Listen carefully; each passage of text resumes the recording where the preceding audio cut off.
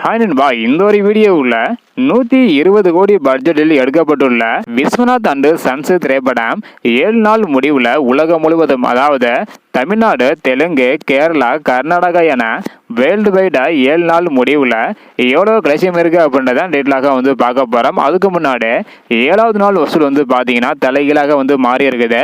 Working days அப்படின்றதுனால இந்த ஒரு வசூல் பார்த்தீங்கன்னா இருக்குது.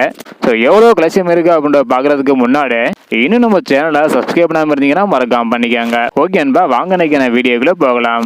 ஓகே அன்பா, 7 நாள் முடிவில் தமிழகத்தில் மட்டும் 37 கோடியே 5 லட்சம் வரையும் கலெக்ஷன் இருக்குது. தெலுங்கு ஸ்டேட்ல 41 கோடியே 15 லட்சம் வரையும் கலெக்ஷன் இருக்குது.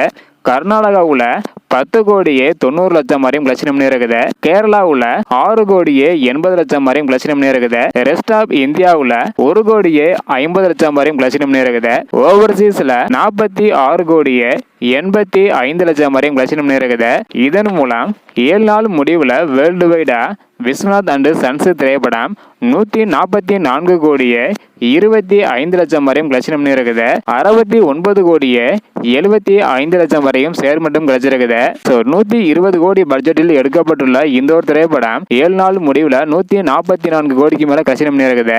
இன்று மற்றும் நாளை தொடர்ந்து ஹாலிடேஸ் அப்படின்றதுனால கண்டிப்பாக வசூல் அதிகரிக்கும் என எதிர்பார்க்கப்படுகிறது.